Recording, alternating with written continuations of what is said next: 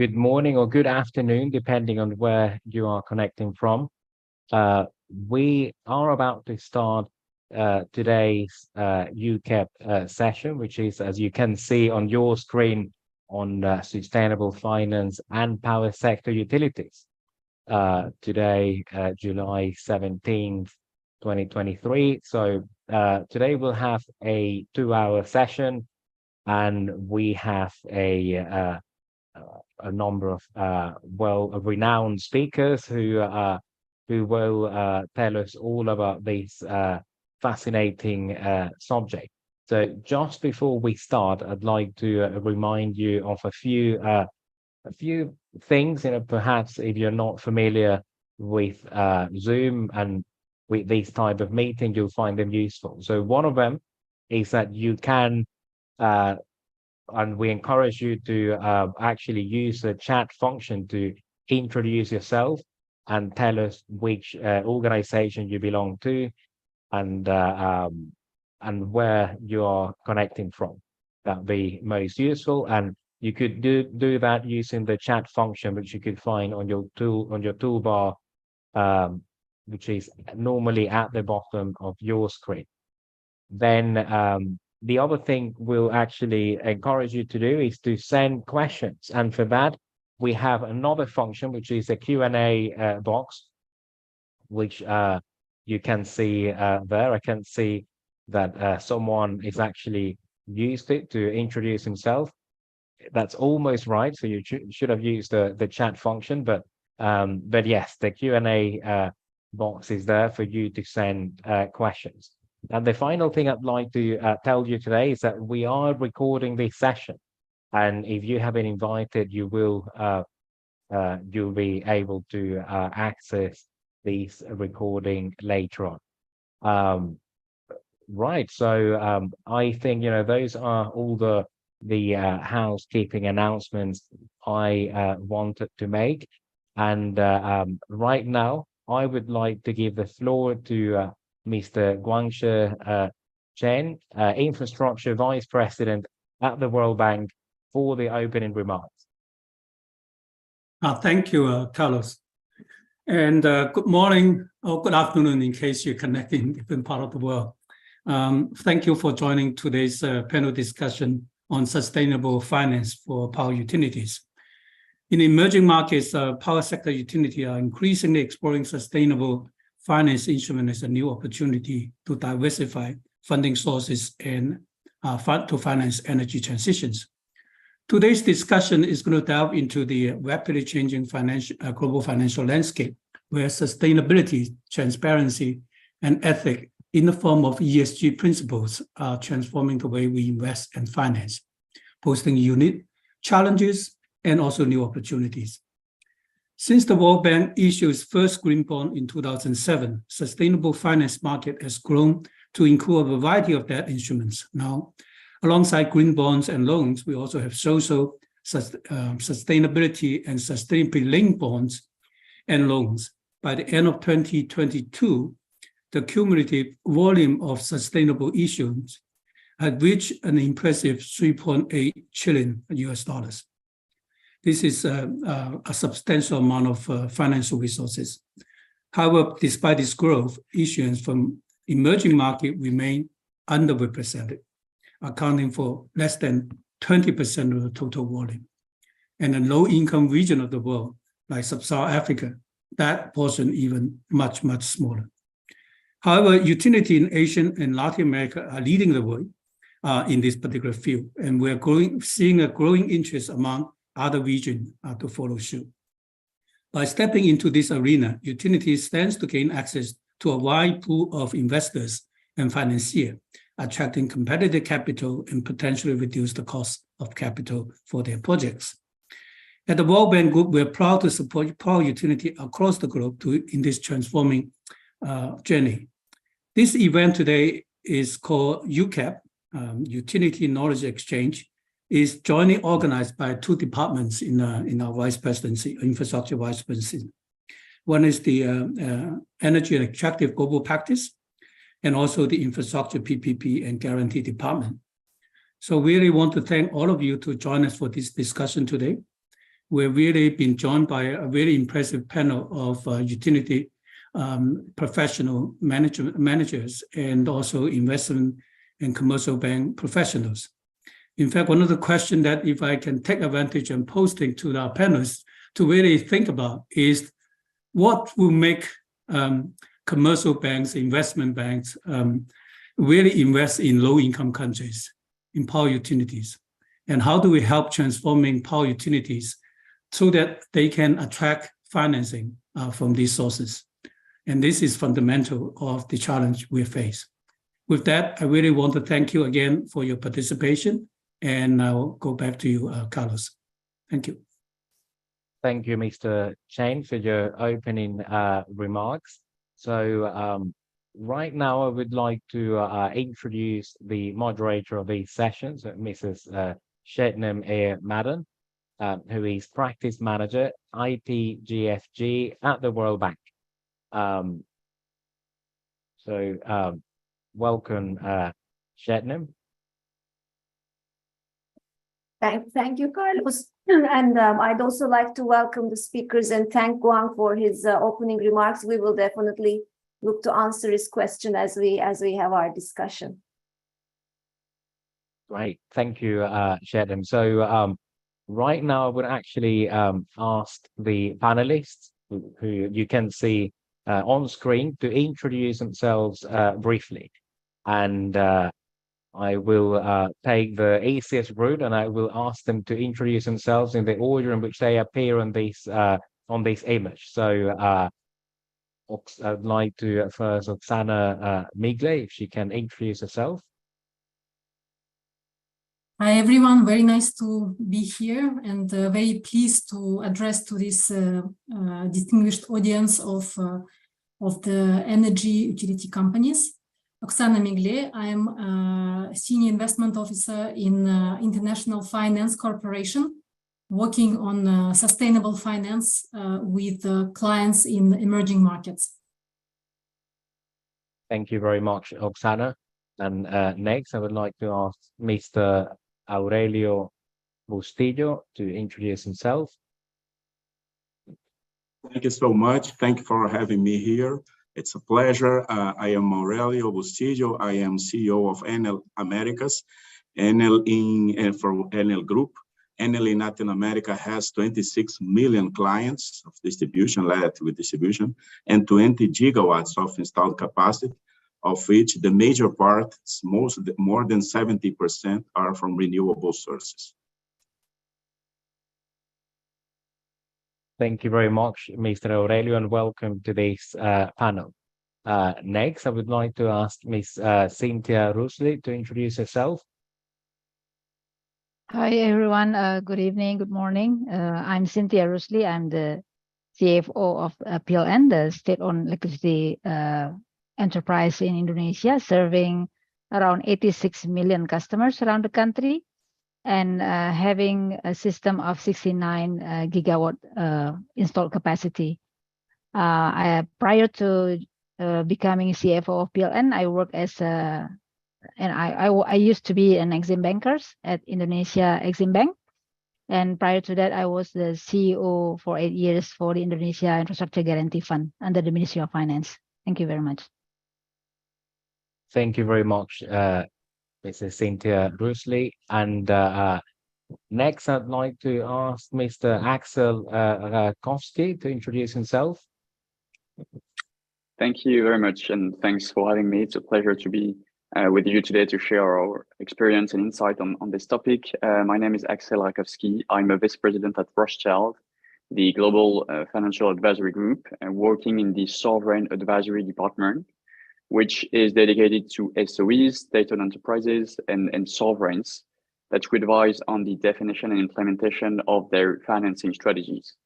In this team, I'm in charge of ESG financings, helping our clients capture all the benefits of these nascent markets by advising them on all the steps towards their access to the ESG finance markets. Thank you, Mr. Rakowski, and welcome to this session. So, now I'd like to give the floor to Mrs. Shetnam so she can introduce the session. So over to you, Shatnam. Thank you very much, Carlos, and good morning once again, everybody. Thanks for joining us today. And I'm once again delighted to welcome our esteemed speakers. They're here today to share their insights, their experiences. We'll hear about different sustainable finance products, the distinct challenges for emerging market issuers, some of the successes, lessons learned, and how these can be applied elsewhere. Thanks again for being here. So let's dive into the discussion quickly. We will start off with a short presentation from Oksana at IFC. She will give us an overview of sustainable finance products available for utilities, as well as some key trends in emerging markets. Over to you, Oksana. Thank you very much, Sebnem. So let me share my my screen and to go directly to the core of the presentation.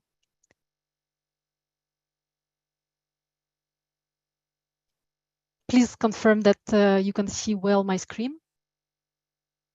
Yes. I can see your screen, but you could make it full screen. In view. There we go. If you choose full screen, that. Yes, excellent. That Thanks now a is lot. perfect. Thank you.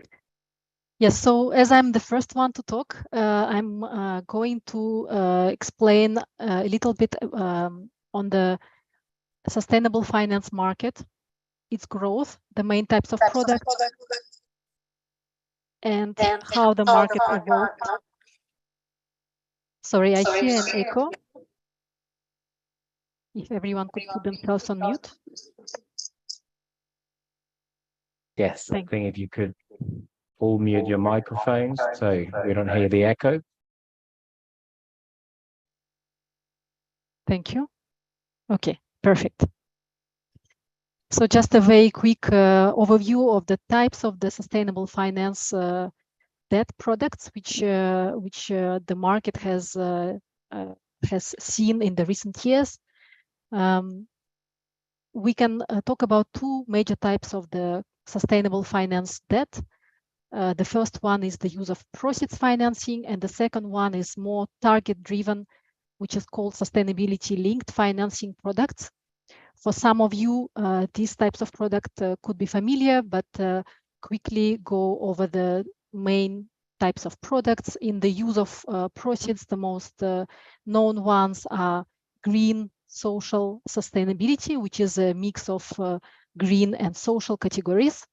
You could have bonds or loans, which would finance the specific projects, specific types of investments, which would be dedicated to the improvement of the social and the environmental performance.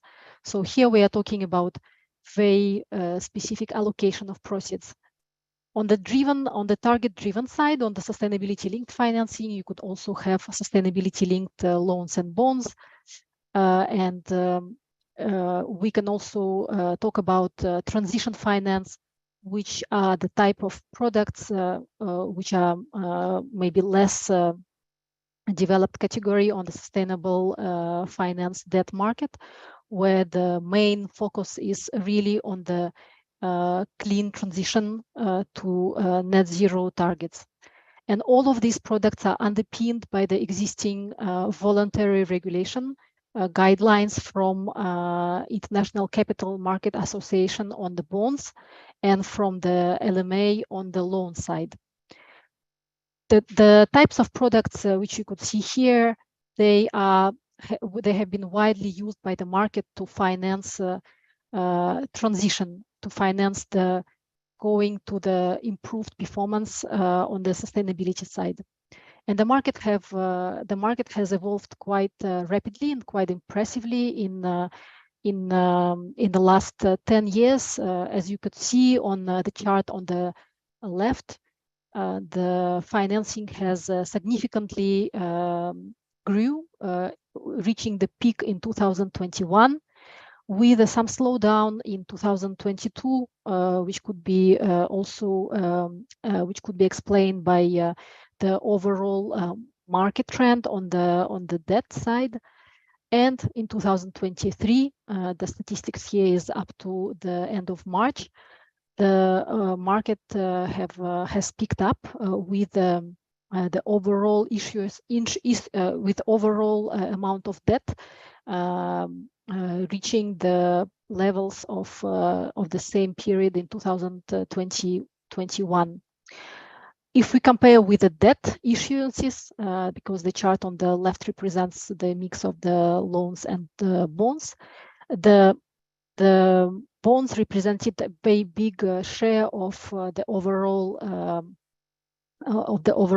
sustainable finance market, and the same type of trend with the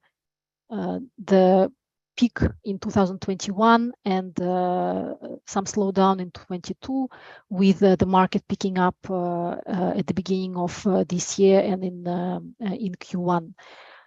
Green bonds still represented a very large share of the sustainable finance market, and the emerging markets were have seen significantly lower amount of issuances versus the developed markets. So here we can observe the trend, the quarterly trend for sustainable debt issuance. So it's the statistics for the bonds. On the chart on the top left corner, you can see that the private debt represented the big share, but the public side has also was the second largest source of the sustainable debt, picking up quite significantly in the first quarter of 2023. On the public sector debt issuances, the sovereign debt was actually represented the biggest chunk of the overall market, approximately 30% of the overall issuances. And interestingly, it can be interesting to take a look at the issuances of the utilities. They have represented 11% of the market since the inception. So quite a significant part of the sustainable finance. Here, you could see that green bonds were approximately 85% of total sustainable finance issuances from the utilities companies, coming both from public and private sector, with sustainability debt as a second major category, and then sustainability linked the next one. And once again, the issuances from the emerging markets were significantly lower than on the side of developed markets.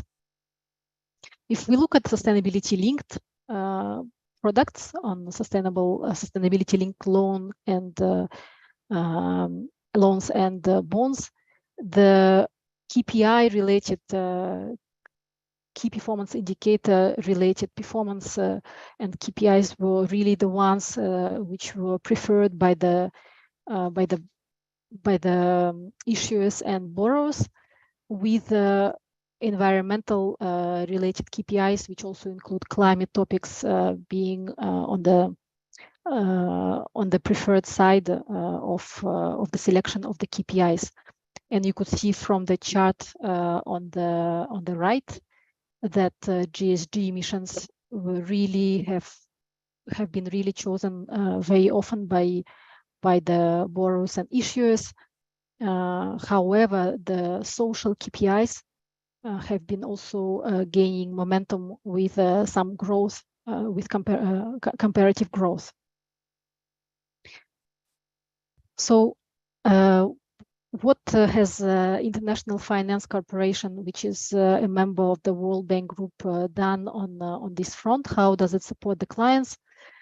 So in addition to working on with our clients on structuring sustainable finance and advising them on developing sustainability finance frameworks, we also work with our clients on developing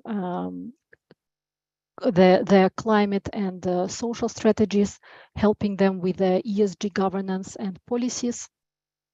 And we also help them to implement those programs which would allow them to reach their transition plans or their sustainability objectives.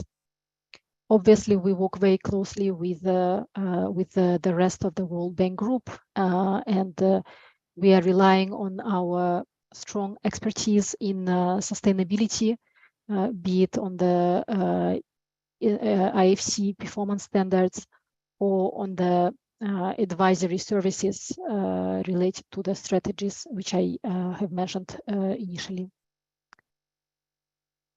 So with all this in mind, seeing how the markets have developed, I really wanted to show you and to share with you 2 case studies of recent transactions which IFC has structured for its clients in emerging markets.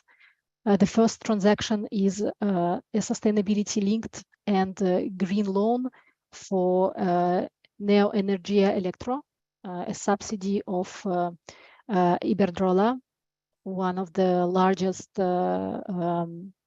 energy companies, which is active in all, let's say, all across the value chain of the energy sector.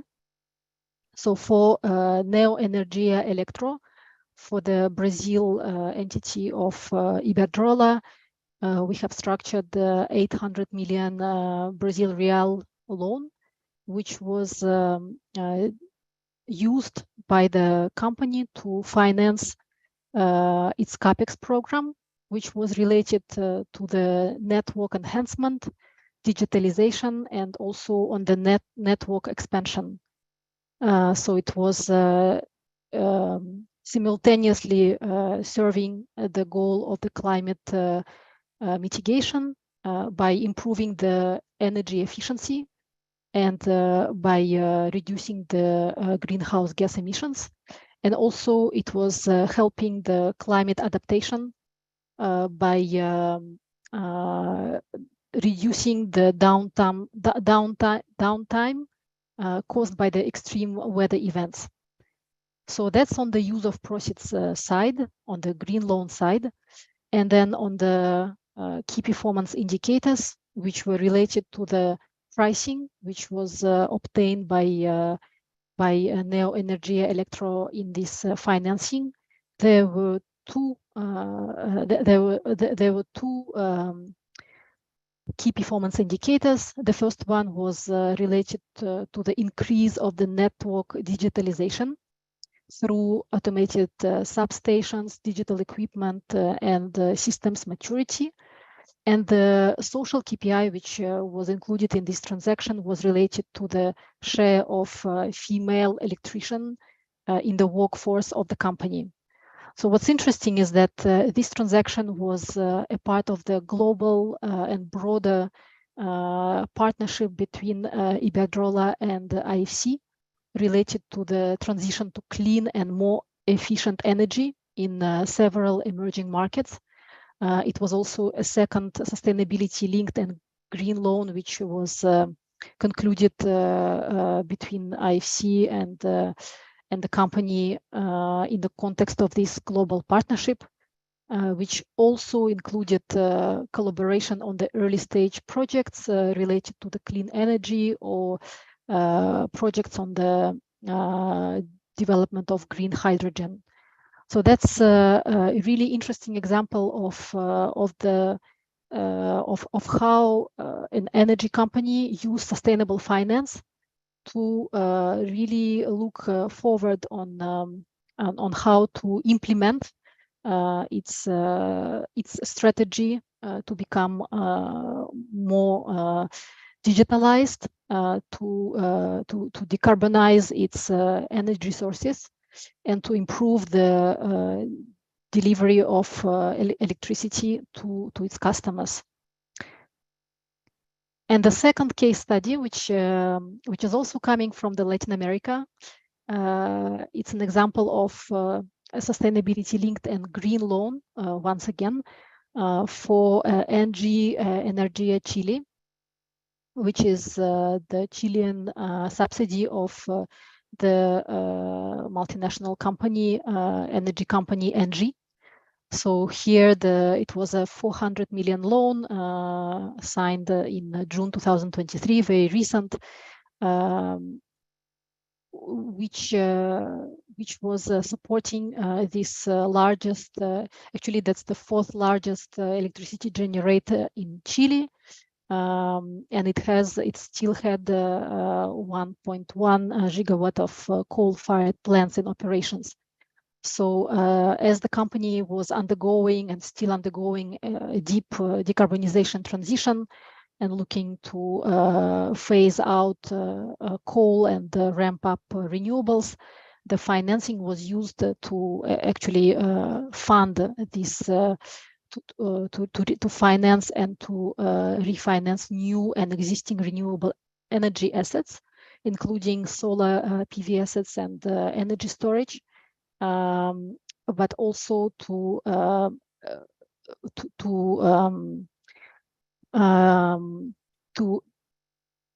reduce greenhouse gas emissions and improve gender parity in the workforce of the company.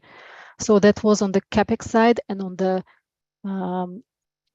key performance indicator side, the goals, the objectives which were chosen by the company were related to the decommission or reconversion of coal-fired plants between 2022 and 26, as well as on the installation of renewable energy capacities. And finally, on the gender, it was the share of female managers, which were transformed into a KPI. And therefore, the financial performance of that loan was related to the performance of the company under these KPIs.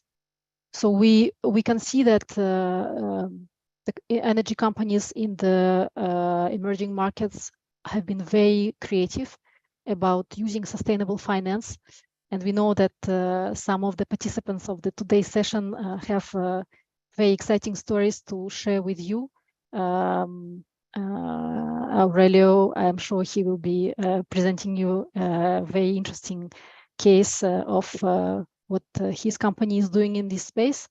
And we are sure that sustainable finance can be a very powerful tool to actually to support the decarbonization, digitalization, decentralization of this sector.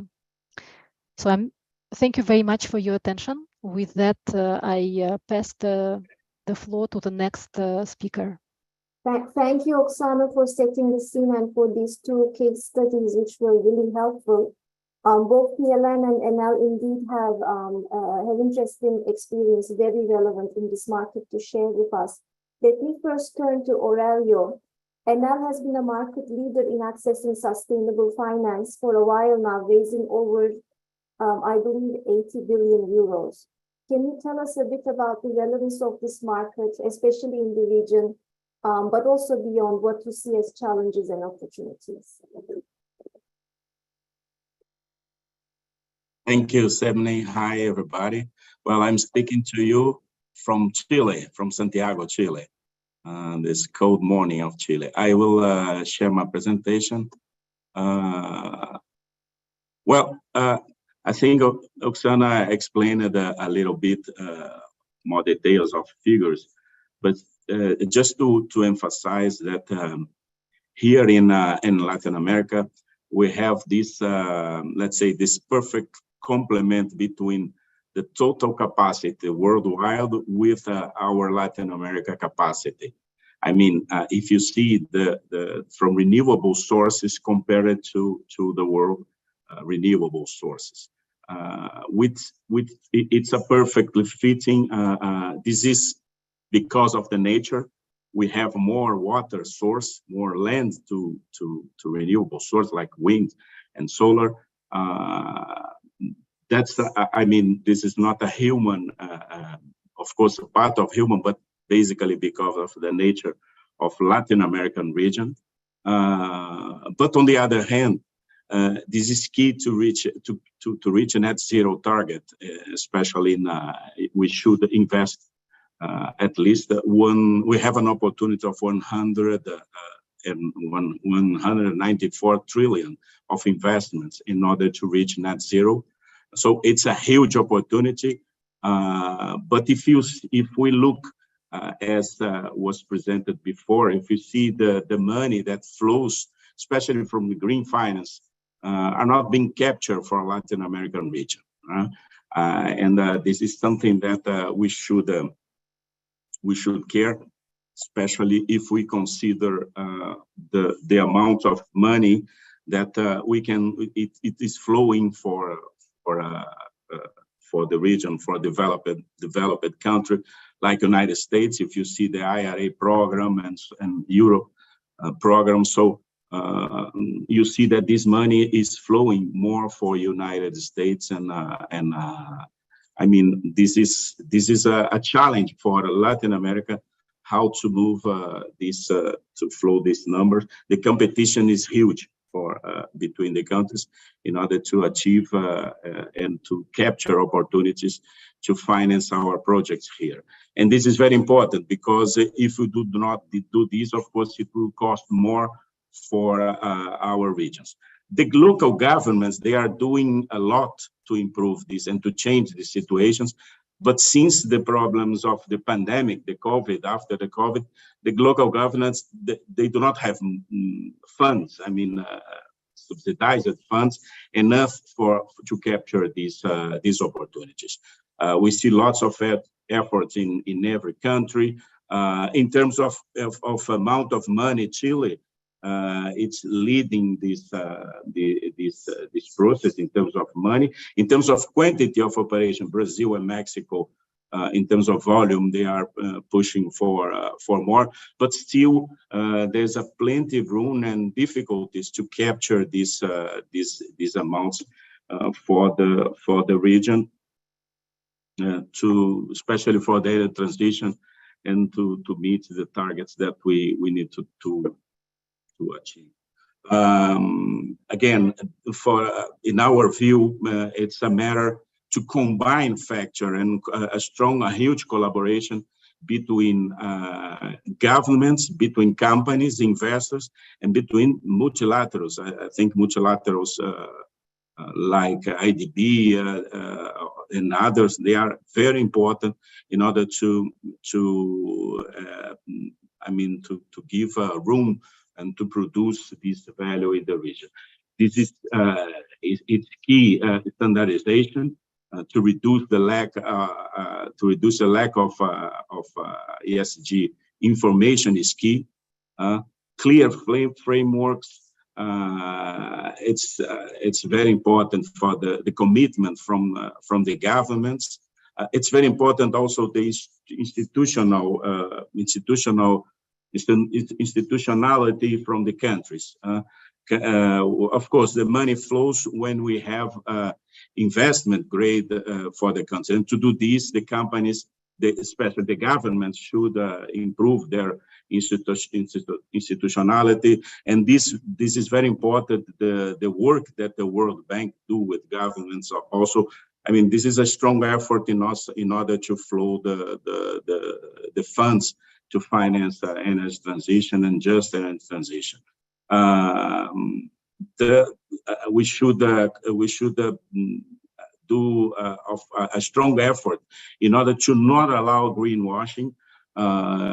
It's very important in order to also align it with institutionality in order to avoid this effort to reduce greenwashing. Also, in a region like Latin America, we have the S matters. I mean, the social issues, inclusion, reduce inequality. We are in a huge, we have huge inequality gaps in our region, education gaps. So it's important. It's very important to focus on this matter. And last but not least, transparency from the companies. You know, transparency. We see plenty of room in order to improve the accountability from the companies, improve the issues related to disclosure, for example, tax paid for and tax contributions for the region. This is and also not only these KPIs in terms of CO2 emissions. There's a strong effort in order to disclose all these KPIs. In our experience from Enel, we see, for you to have an idea, the total debt of the company that we have, $48 billion US. They are coming from green bonds, sustainable linked bonds, right? And subsidized green financing instruments, which we started this history with in 2017 with green bonds. Then we moved it to sustainability linked bonds, which is a very innovative product that you can do more and reduce the impacts in your financial in your income statements, reducing your costs, and especially related to CO2 emissions. I mean, you invest in renewable sources and you have a financing.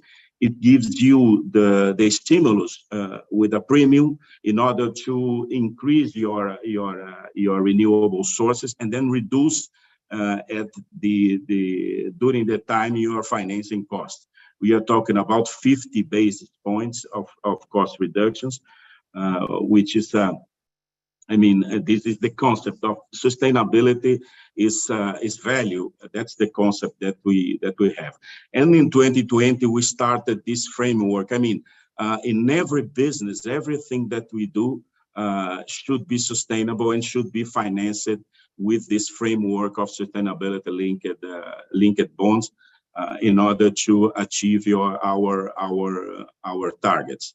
I mean, we've been innovative during the period.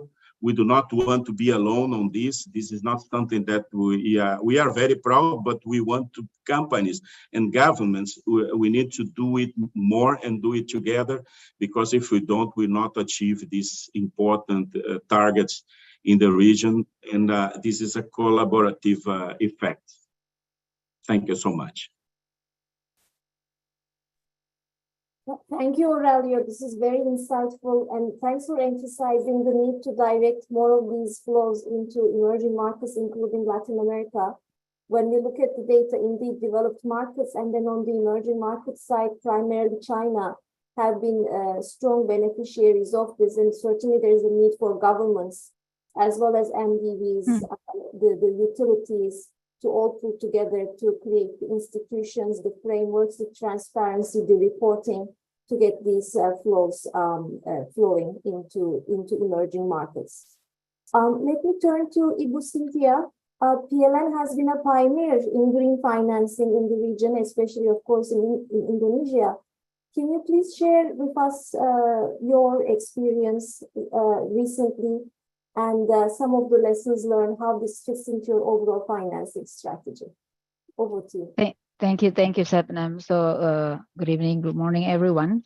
So I'd like to share some of the experience of PLN in sustainable financing, and specifically focus on the green financing and what are the steps that it needs to be done by any institution who would like to pursue the same as well.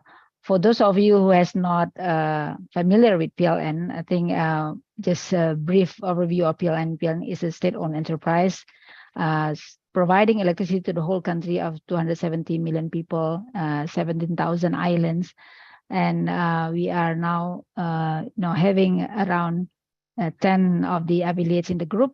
And recently we have also explaining to the whole global community that PLN also embarking on the decarbonization roadmap by 2060.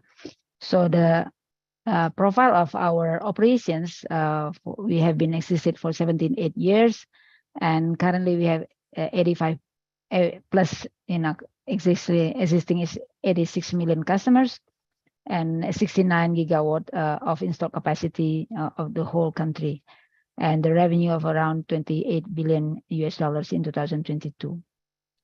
And for that, I think we would like to see the transition roadmap that we have for at COP 2026. We have already declared our roadmap, and you know, the point is that if you're not doing the accelerations of changing the energy transitions towards to net zero to 2060, by base case baseline scenario, we would reach to 1 billion ton of CO2 by 2060.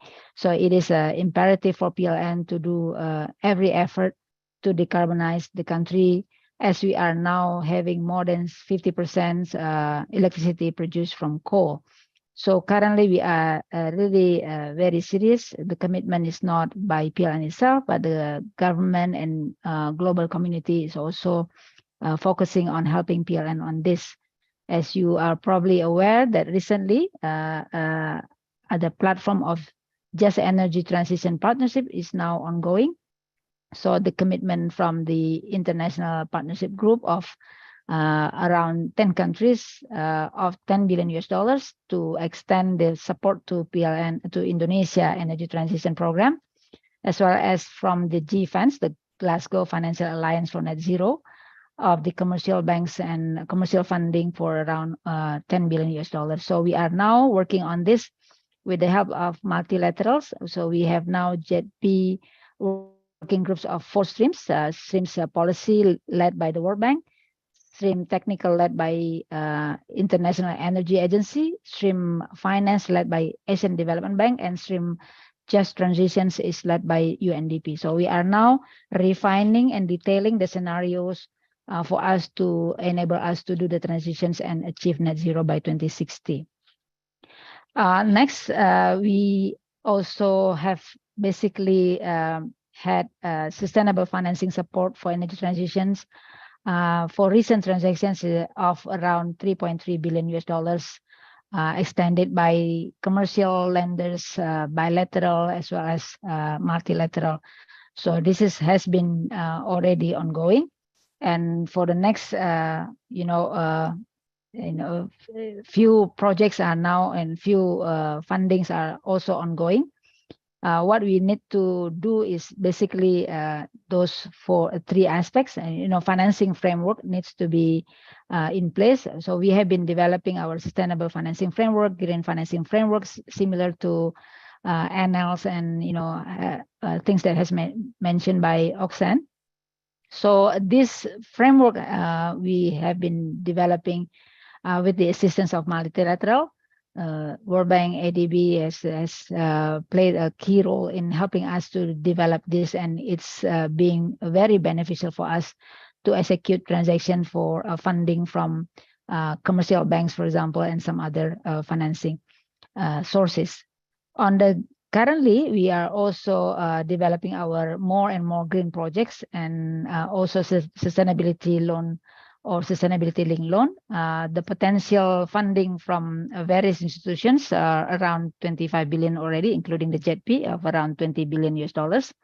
And various disbursement link indicators or KPIs are being formulated, similar to what has been shared by Oksana as well. Greenhouse gas emission reductions, renewable energy additions, gender target, and some other relevant to the ESG aspect. And specifically, we are also focusing on our ESG score. We are now organization-wise, we develop a new function in the company. So we develop a divisions of energy transition and sustainability, and we are focusing on the ESG transformation program. We have KPIs, we have initiatives, sub-initiatives, and we have also platform to monitor that.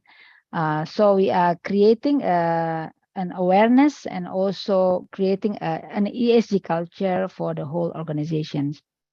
With that, this is just an example of ESG breakthrough transformation program. So, the JETP and all this financing framework is for accessing to the lenders, in the market, but also internally we are developing our organization capacity in managing the ESG. So there are 9 initiatives that we are doing, improving climate change management performance, environmental management performance, resource management performance, and some other things. So these all are, detailed down into 46 sub-initiatives and 180 milestones. And the aim for this is basically to enhance our corporate ESG score, which is currently under recent assessment is considered as a high risk in the Sustainalytics assessment. But we have a program to reduce it to low risk, to moderate risk by next year. So we have a very structured and systematic ways of managing the process on the ESG management. And we have also a process, a dashboard, a target, and we do it every week, weekly cadence, and also bi-weekly cadence in the transformation office. So this is, we are doing in our cash war room platform, which we look into the overall, performance of the company, including the ESG aspect. This is just some of the examples that we are doing. And we do have a target, the actual performance, as well as the rolling forecast. So we forecast for the annual achievement as well. Next, I think similar to the protocol and the principles of the loan that has been also in the market, the standards in the market. So we need to in the green financing framework, we need to manage the use of proceeds, the project evaluation and selections, management of process, as well as reporting. So this is very, very important. And this is a new framework in the organization. So, I think this is a very key framework that any organizations needs to have. And we need to look into, various standards and principles of the loan, a green loan, as well as a green bonds. Basically, 2 years ago, we have been ready for issuance of the green bonds, and we got this second party opinion already, but the market has just prohibited us to issue the bonds. And the projects that can be eligible for the green financing in our framework is basically for renewable energy, the generations, power plants, of course, the renewables from wind, solar, geothermal, and some other type of technology, and including also green transmission and distribution infrastructure. So we call it the green enabling infrastructure. So it's also eligible to be financed, as well as the energy storage facilities. Energy efficiency is also a part of the, the target projects that can be financed by our green financing.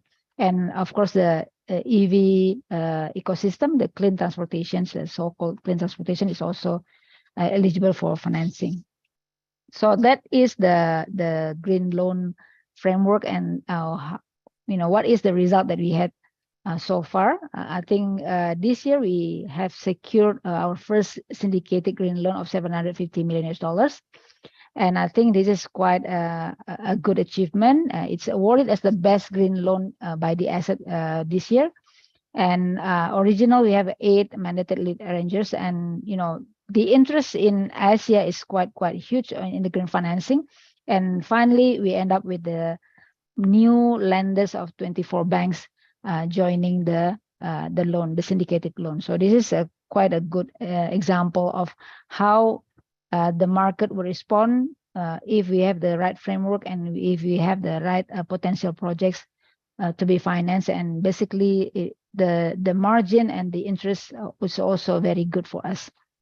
And I think last slide is what are the lessons learned from green loan facility that we have. Of course, the data collections for green underlying is challenging. An organization as big as us is not easy, and developing a comprehensive investment plan is also the key. And you need to get help from some advisors that knows exactly the market and how the expectations of the market to get the bankable project pipeline.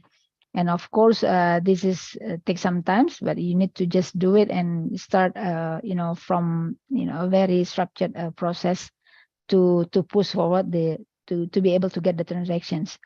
The green label is very important because we get the competitive pricing out of that, and so long as we can convince the market, and we also need to develop our internal capacity to manage the loan after we get signed the loan agreement.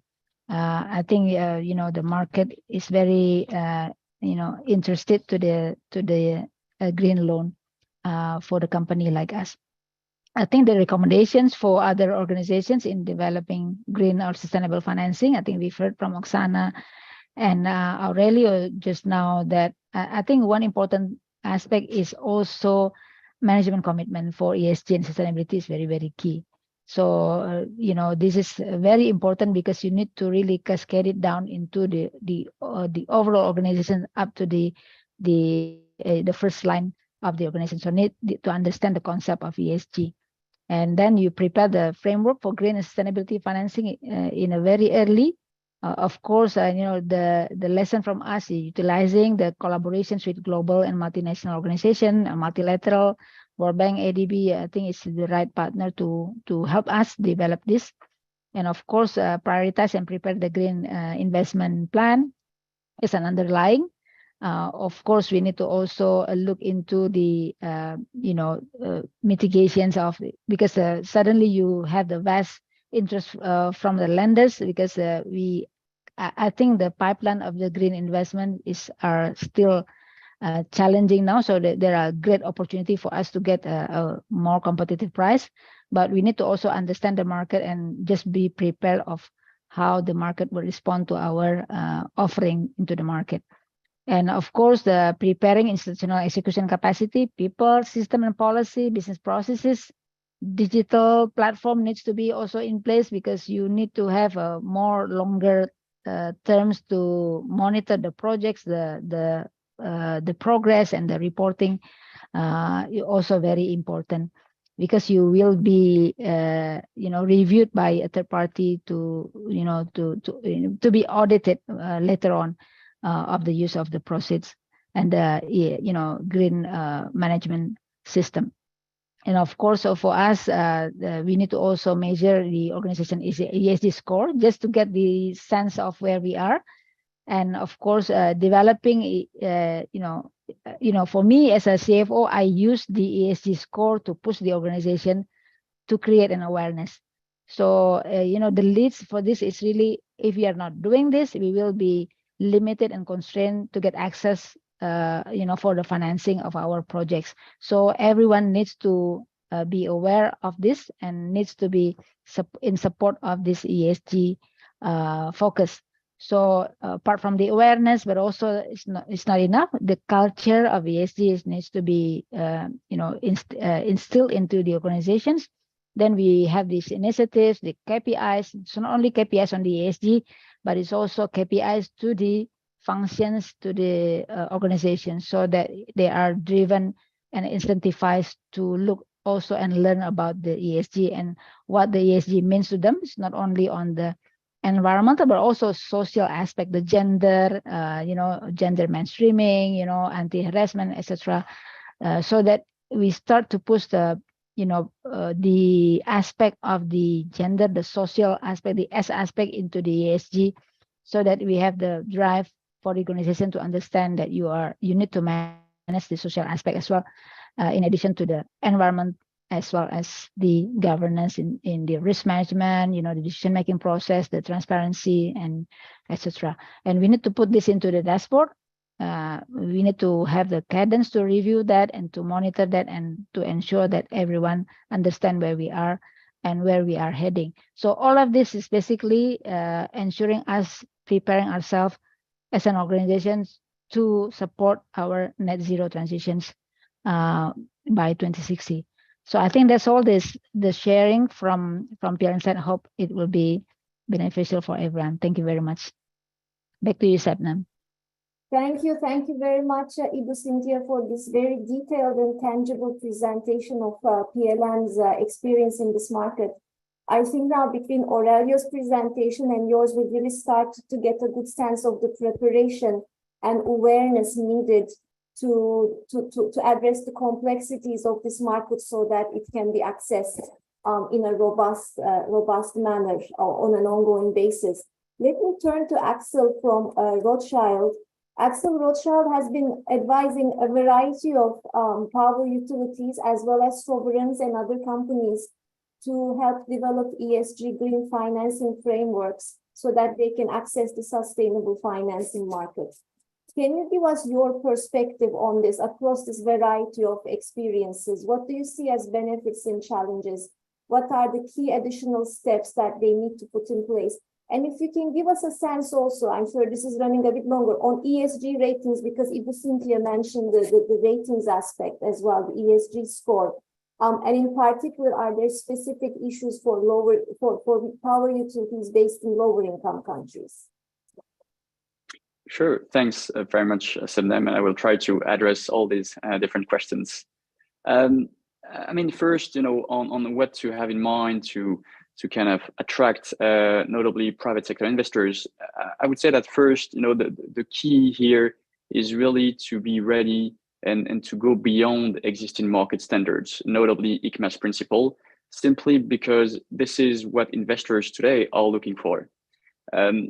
Obviously, ESG market standards, notably from the ICMA, are still very, very broad, very comprehensive, but maybe a little bit weak in a way, which means that, of course, it is essential to comply with those principles and to get an SPO, a second party opinion, with the best possible outcome. But in our view, it is also critical to spend a sufficient amount of time in the preparation phase, exactly as NL and PLN stories revealed. I mean, it is important to again to go beyond and above what ICMA's principles are requiring. If I had to make a list of good market practices of what needs to be done before an issuance, I would definitely mention the need to provide coherence and consistency to investors. For instance, by aligning the issuer's ESG financing strategy with the sovereign ESG framework or the national taxonomy, if there is one, especially if we talk about large SOEs or utility companies. We think making references to a broader framework and a broader story, giving investors the big picture in a way, is very important and valued. Another important point to have in mind would be to try build a credible story with a proper ESG financing story. For instance, by expanding progressively the different types of instruments, labels, and KPIs, and not taking ESG issuance as a one-off event, because accessing the ESG finance market really has to be seen as a path or a trajectory to provide investors with visibility and predictability, and not as a single event. I think it is also critical to spend some time way before the issuance to communicate, present the ESG strategy and the framework to investors, giving them some background and rationale, especially if you want to attract more specialized funds or investors that kind of need some time to review all the ESG materials before taking a view and before being in a position to invest. And maybe one last point on that would be that what we see, at least as an advisor advising SOEs and utility companies, is that we see an increasing interest for sustainability-linked formats versus the traditional use of proceeds instruments. And we think this is precisely because these SLBs or SSL are more transparent in a way and gives investors more visibility right after the issuance. And also because we believe investors have shifted in terms of approach to be more issuer-centric. At the early days of those ESG markets, it was clear that issuing an ESG instrument was really, based on one instrument and one framework. Whereas today, what we see is that investors are increasingly issuer-centric, and we'd like to see, again, the coherence and have some visibility on the issuer's trajectory. And I think those instruments, those sustainability-linked instruments, are probably a good fit for utilities, companies, and SOEs in transition, with, for instance, limited green use of proceeds that do not currently allow them to reach a benchmark size in terms of pure green instruments, in the case of a traditional use of proceeds instrument. So in this case, for those types of utility companies, we think sustainability-linked format is definitely very useful and could attract a lot of interest from investors. So to address your points, and then on ESG ratings, well, it is a tricky question, I guess. Obviously, ESG ratings for utility companies, for SOEs, and also for sovereigns is still relatively young, and not entirely robust enough, at least in our view. And I think the best evidence of that is that the level of convergence or correlation between different ESG ratings today is still limited, meaning that there is no one single truth or methodology when it comes to ESG ratings and how to assess the ESG performance of an entity. And of course, in addition to that, ESG ratings remain largely unregulated today, which raises the question of their integrity and their transparency. So, in short, what we observe in practice is that today, most fixed income investors, including those investing in EM economies in low-income countries, continue very much to rely on their own internal ESG ratings, on top of the traditional ESG ratings providers. So really relying on their internal capabilities to score and assess companies on the E, the S, and the G dimensions.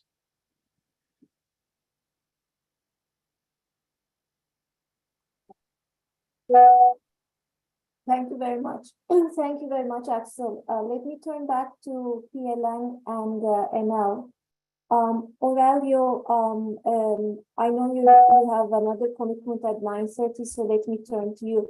But before I ask my question, I'd also like to remind the audience to please post any questions they have in the Q&A box so that we can see them and respond. And it was Cynthia, I'll ask the same question to you afterwards. Aurelio, it would be good to know, can you tell us how sustainable finance affects the way you look to finance new projects? We heard from Axel a bit more around the frameworks. You yourself also attested to that in the context of NL and Latin America. We heard about the sort of developing aspect of ESG ratings. How has NL incorporated ESG principles into its own risk assessment process for new projects? And can you also quantify for us any benefits you have seen from accessing this market? Yeah, it's a great question, Sabine. Well, when I started modeling this kind of projects in the 20 years ago, we also raised this question, how much we put in the project for a social and environmental, 5%, put 5%. Now, it's impossible to do anything if you do not start measuring the correct value for environmental, for social, for each stakeholders of the project. If you do not do this, the project will not start. Will not start the project. So just to emphasize with a small thing, but it's very important to see how, as Cynthia described it very well, how you incorporate ESG in every step you do in a project and you consider. The financing is a consequence. If you work for the finance and to start a project, you're not doing well. The finance is a consequence of this strong framework involving the top management, but not only, everybody in the company, customers, communities, all the stakeholders in the project. So this is key. For us, we can translate this into benefit. It's not something we do it because it's good. Yes, but also it involves a benefit, a strong benefit. In our calculation, 100 basis point in the reduction of the WACC of the cost to implement the project. We can produce with sustainable financing and all this sustainable framework that we incorporated. I can give you lots of examples of projects that we start doing and some that we didn't do because we did not incorporate the communities and the benefits that we are bringing to the environment and the communities. And as I said, at the end of the day, this framework, the sustainable linked bond, produces benefit and produces value to all stakeholders. Thank you very much, Aurelio. That's very helpful. Ibu Cynthia, let me turn to you. In terms of PLN's risk assessment process, has PLN changed the way it looks at financing new projects, given this large size of the sustainable finance markets and its requirements for access? I think this also, thank you for the questions. This is also a very interesting topic. Basically, in PLN, for the last 2.5 years, almost 3 years, we have also pushed the improvement and enhancement in the risk management aspect, right? So especially, before I came to the organization 3 years ago, the risk management resources is only about 25 people for the whole group, right? So then at the time, I also in charge in the risk management, so finance and risk management. So then we reorganized the organizations, and then now from 25 it goes into 250 people works into the risk management. So we developed the framework more robust, and what we are doing is basically looking into the decision-making process for the investment. So we look into investment management process and we adopt what we call it the 4 I's principle. So this is check and balance. So similar to how the banks are working.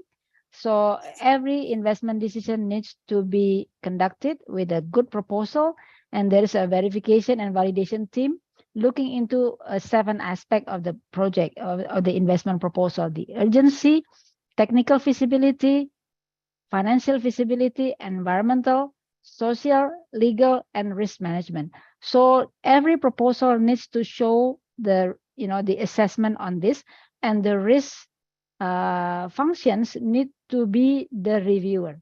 So there is a proponent, there is a reviewer, so there has to be a 4 I's principle. And that has, before it goes to the investment committee, and there has to be a verification and validation process for that. So it helps the discipline in the project, the project planning, the investment management, investment decision making, that started to focus on the risk aspect.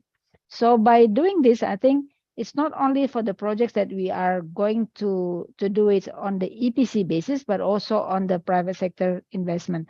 So because at the end, the project will be financed either using a PLN balance sheet, and we get this project to be sold into the financiers, but also ensuring that the projects will be sustainable and will address the needs of the company.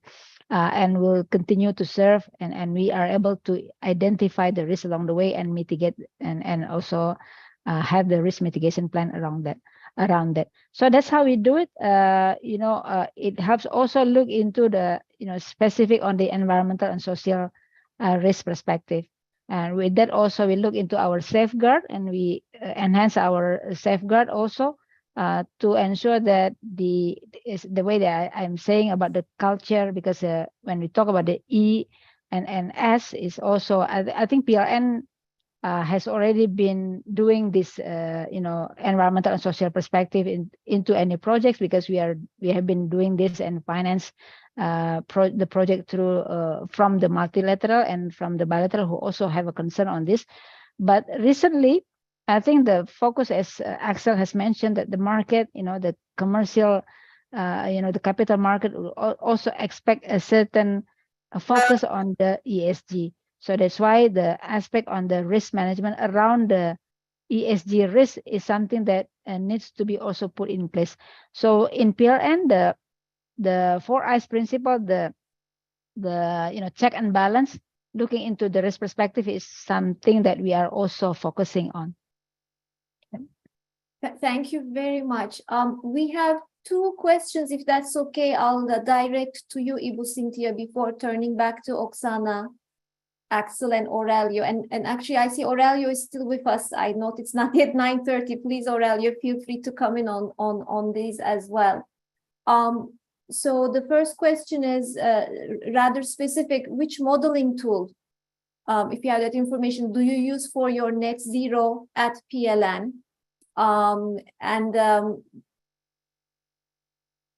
Yeah.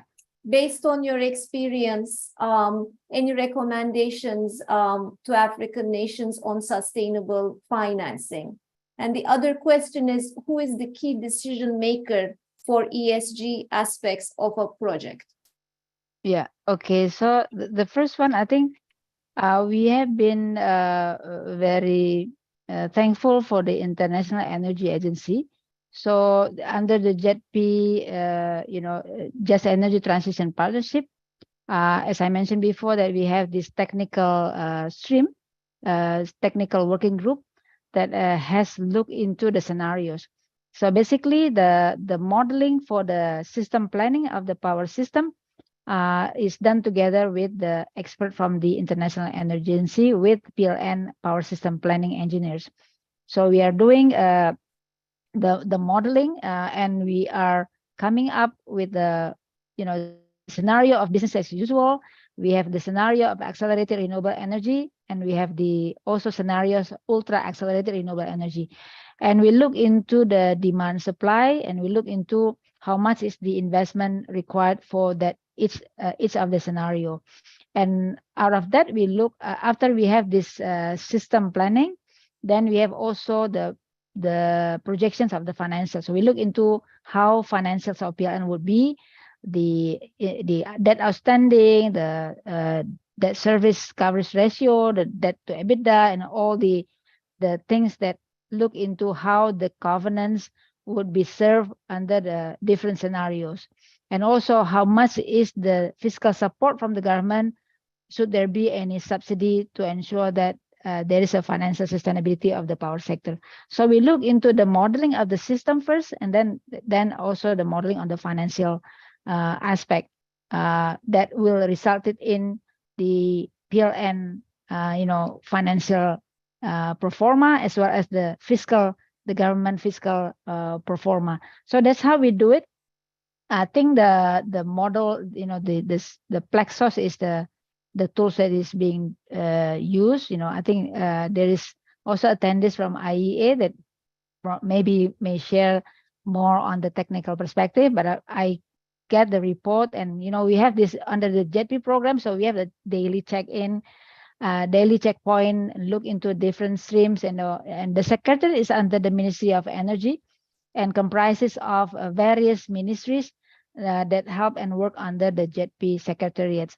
So I think it's a good example on how we are doing this to ensure that we have a more credible planning. So it's not that PLN has its own scenario and tell to the world that this is our net zero program, but this is something that will be looked by everyone. So once the system planning scenario is being reviewed, helped by International Energy Agency, then the ADB on the finance stream, you're also hiring a firm, the audit firm, financial advisors, to look into the financial projections of PLN and review that whether it's something that is reasonable enough for us to look into the numbers. So that's how we work on that. I think the other questions and on who should decide on the ESG, the way we do it is, I think at the very beginning, so we have the statement of corporate intent, by our CEO themselves. So I think 3 years ago, we looked into this, and we have, we foresee the challenge around this ESG, and we put this into a statement of corporate intent. So the CEO himself announced this to the whole organizations, and we have, we call it the transformation journey. So we have every other week, we have webinars and ensure that everyone understand the points. And then, slowly, then we are getting assisted by the multilateral to develop the framework, the green financing framework, to enable us to work on the transactions.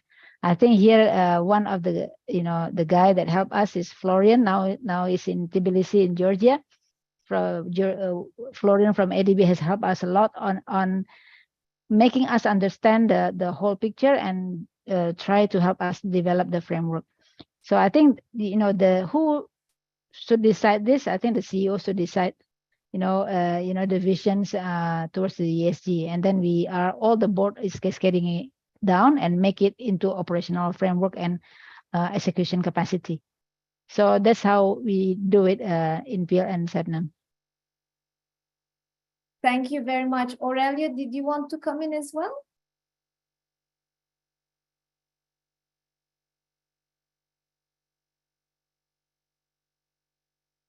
Okay, perhaps not. So let me move on to the next question. And I see a relevant question here before I get into my question. Satish has written, the recent IMF Climate Finance Monitor report indicates that the share of EMBs in the total sustainable bond issuance market still remains only around 16%. Within that, Asia Pacific dominates with 2/3. From your experience, what are the key barriers and expectations of ESG investors to invest in emerging markets, particularly in all the other regions? And this is a lot in line with what I wanted to ask Oksana and Axel. Could you come in on this one? Perhaps we start with you, Oksana. Yes, sure. Thank you. Thank you for this question. Indeed, the emerging markets are still very underrepresented when we talk about the sustainable finance issuances, and I think that it's linked to several factors. The first one is the lack of clarity on what is sustainable and what can be tagged as green or social, and that's related to the fact that in the emerging markets, while some work is really being done in the developed countries on the taxonomies for the sustainable finance, in the emerging market it's less developed. Maybe in the Asian region, that's where some progress have been done recently with the publication of the taxonomy on the sustainable finance for South Asian nations, which was the first one, which included the coal phase-out activities. There are also some other nations like Colombia, for instance, which already has sustainable finance taxonomy in place, and some other nations are working on that. But more generally, it's an issue when there is no clarity in terms of how to identify an investable activity which can be tagged as green or social or sustainability. With the development of these taxonomies, one difficulty will be probably taken away. Another one is the ESG data. A lot of participants have been telling about this, that ESG data and in particularly the synchronized ESG data is lacking. With the internal tools within the organization still not developed, and the reporting on the reporting side, we are still lacking consistency. Also on the human capital aspect as well. Maybe in the emerging markets, we still see the lack of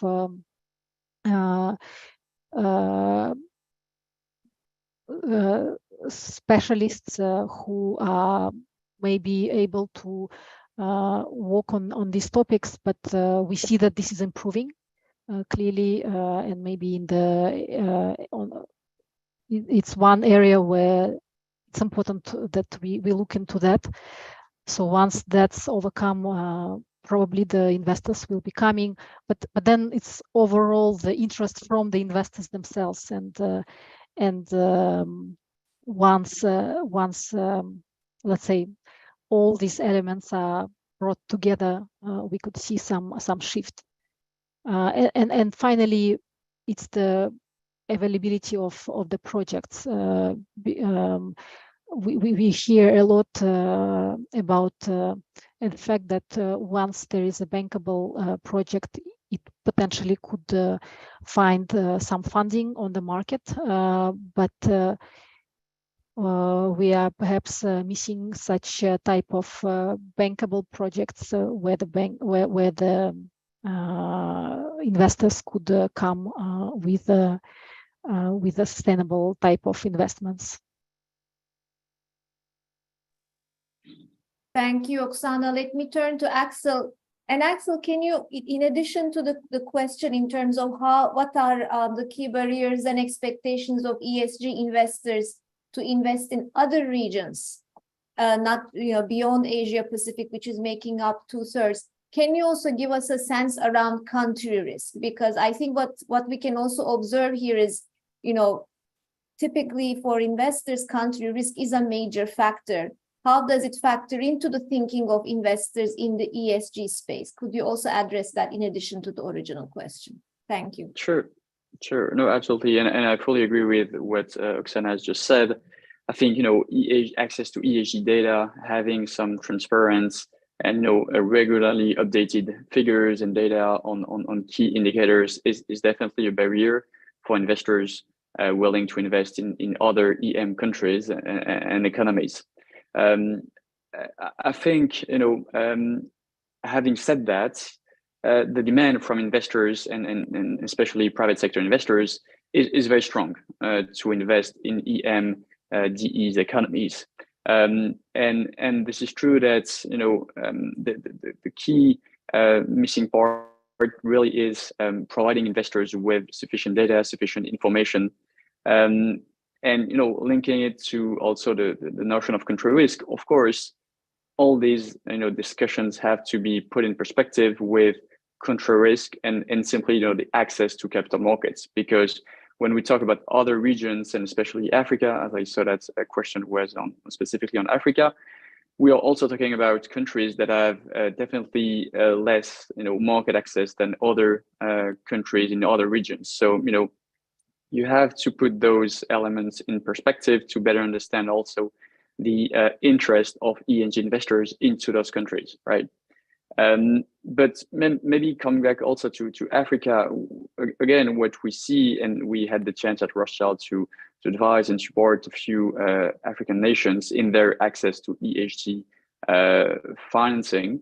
And again, I think that's pretty telling, because what we see and observe is, well, first, a very strong demand for those instruments. To give you just one example, we advised the Republic of Benin in their inaugural SDG Eurobond issuance back in 2021. This was the first in the continent. The supply, was by definition very limited. So, the demand was definitely higher, which enabled the country to tighten the pricing and achieve a very good pricing benefit, or greenium, if you will.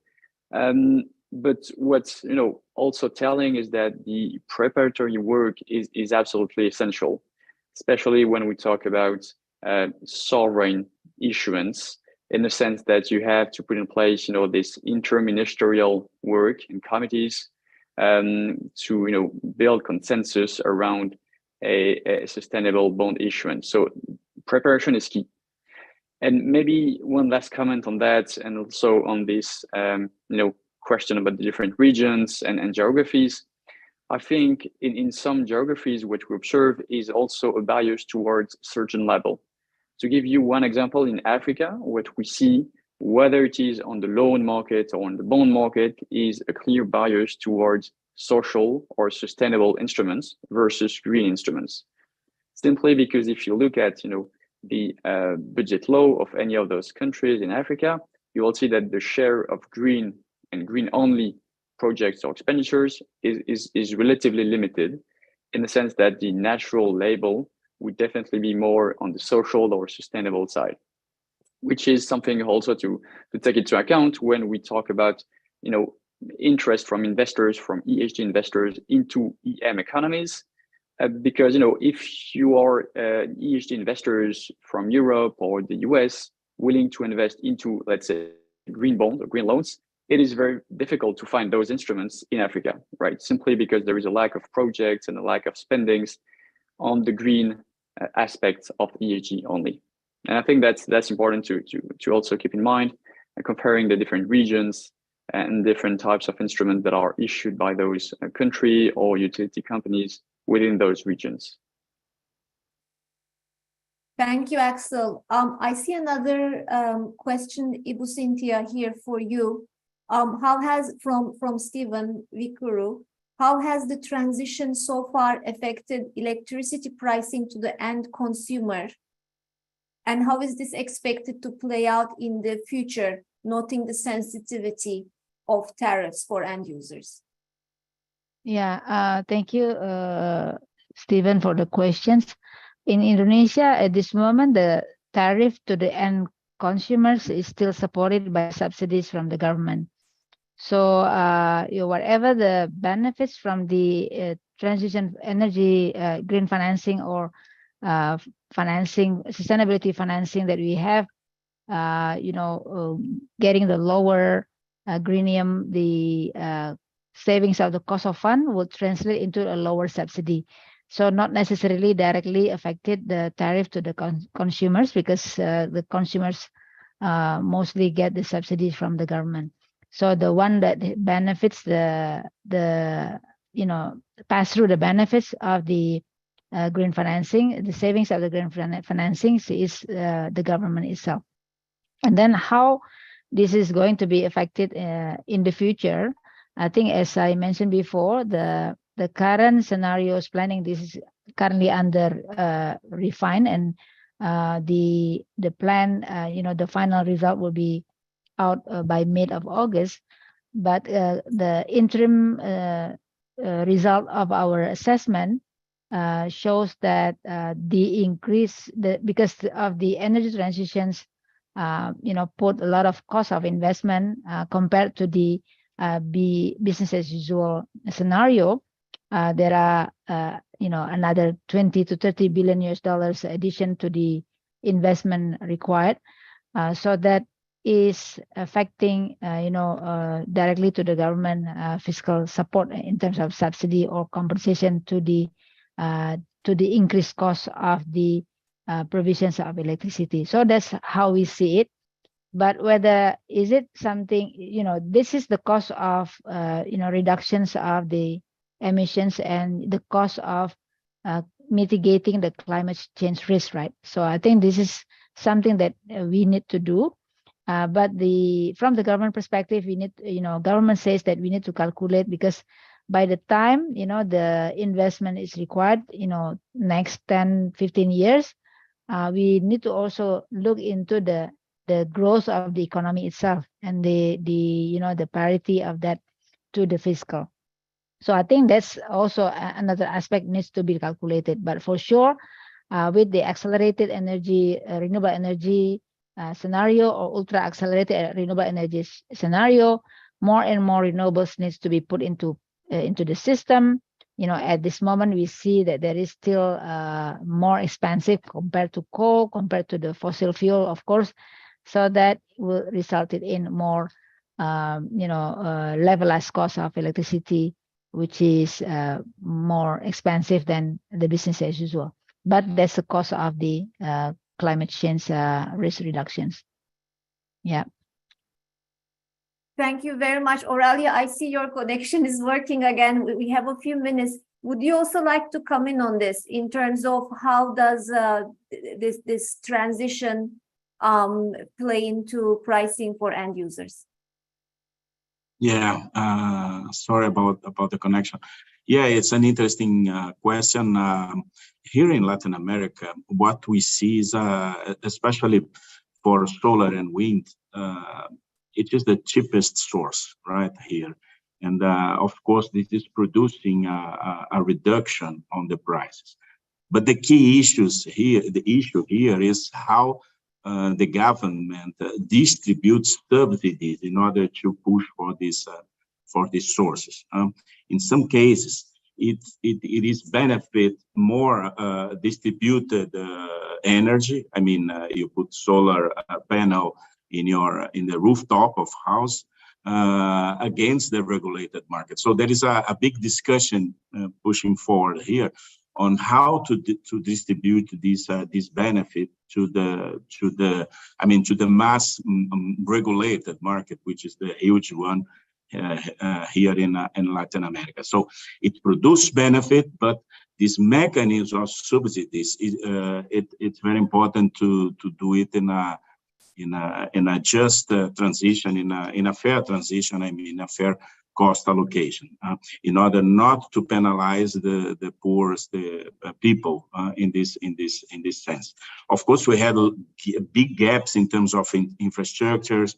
People lived in mega cities here in Latin America, so we need to improve the grids. We need to improve the transmission lines, which is very important in order to send the energy to the consumers. But at the end of the day, our projection is that these renewable sources improved with the financial in the sustainable financing, because the sustainable finance gives you the possibility to do more in a cheapest way. So at the end of the day, the consumers will be benefit. We should only take care about this cross subsidies between the segment of consumers. Thank you very much. Thank you very much, Aurelio, for this. So as we wrap up the discussion, just one last question to all the panelists, and this might be a hard one to answer because we can see from the discussion, from the very rich discussion, that there are multiple aspects to it and a process of preparation and setting up the institutions, the reporting, the transparency, and the overall intent and awareness on environmental, social, and governance issues. Here is the question. Based on your experience, if you could give one advice to other utilities in emerging markets to step up their participation in sustainable finance, what would that be? Let me start with Aurelio. I know you're under tight time pressure. Well, thank you for the question. Well, it's important to, as I mentioned in the beginning, to have the correct, to have a sustainable model. I mean, you should start with the sustainable and fuel framework of the projects, adding value to all your stakeholders, and genuinely report and calculate the KPIs very well, the value that you add to each stakeholder, to your shareholders, of course, but also, and very important, to the communities, to the climate, to the human resources, to our resources. If you do that and you have, if you have this mindset, you have lots of opportunities and push for green finance to finance your project. My recommendation is that do not start with the financial side, because I see lots of people looking for green bonds and green finance and so on, but they do not have this approach, this complete approach. That's the main recommendation, if I may. Thank you so much. Thank you very much. Ibu Cynthia? So I think the climate change risk is very real before us. So I think the energy transitions is a key to tackle the climate change risk.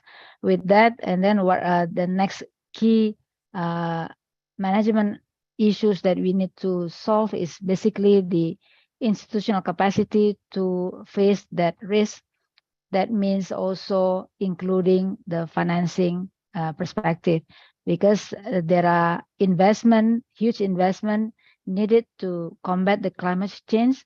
The infrastructure needs to be built to mitigate the risk, and it needs huge investment. It needs huge financing. And for enabling the financing to get into the infrastructure space, then we need to have the right framework that is also acceptable by the market, as well as the right institutional capacity. So then by that, I think we are sure that we are able to access the market. Important also to enable us to develop the pipeline, the projects that is also bankable enough for the market to see and feel that they are able to finance that, so that we are able to speak the same language and we get the easiness to access to funding for the investment in the infrastructure to tackle the climate change. Thank you very much. Thank you. Oksana and then Axel, please. I would say, well, first of all, I think that I very much agree with what Aurelio and Cynthia mentioned. Really start with building up the institutional capacity and talk with your stakeholders to establish the materiality matrix for your company. What are the key sustainability issues which are important for your company and for your stakeholders? And then starting from there, once you establish this the list of this materiality matrix, think about establishing a baseline. Where do you stand in terms of the performance on your key materiality issues, including climate? On the climate side, establish the baseline of your emissions and understand exactly where they are coming from.